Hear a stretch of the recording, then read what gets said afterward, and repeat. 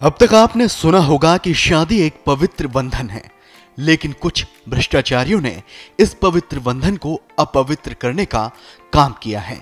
UP के बलिया जिले में कुछ ऐसा ही हुआ है, जिसकी खबर सामने आई है, जहां सामूहिक विवाह आयोजन के नाम पर बड़ा फर्जीवाड़ा किया गया है।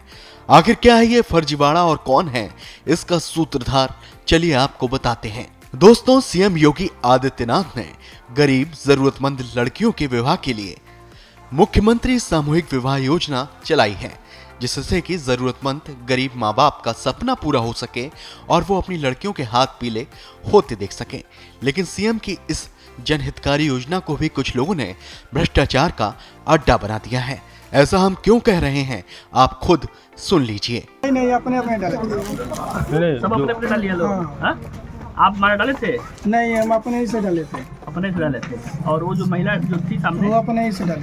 अपने से डाली। तो वहाँ पे जितनी माला डाली अपना। तो क्या वहाँ पे जितनी शादियाँ हुई सब लोग अपने अपने माला डाले थे? सिंदूरदान हुआ? नहीं हुआ। सिंदूरदान भी नहीं हुआ।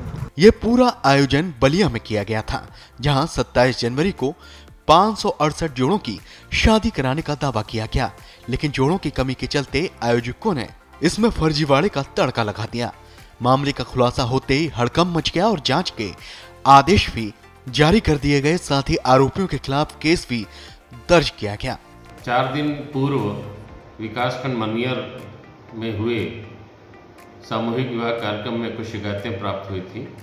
तत्काल उसका संज्ञान लिया गया और उसमें टीम गठित करके जांच कराई गई।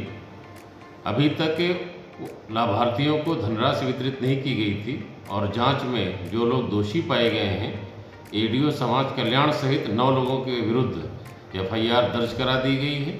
अन्य जो दोषी पाए जाएंगे उनके खिलाफ भी कार्रवाई की जाएगी। मामले में जैसे ही फर्जीवाड़े का पता चला, सरकार के नुमाइंदे भी एक्टिव हो गए और दोषियों पर कड़ी कार्रवाई के लिए तैयारियां शुरू हो गईं। देखिए, जैसे कि हमारे मुख्यमंत्री योगी आदित्यनाथ जी की मंशा है कि हर गरीब की बच्ची का विवाह उतने ही धूमधाम से हो जैसे किसी बड़े घर की बच्ची का होना चाहिए।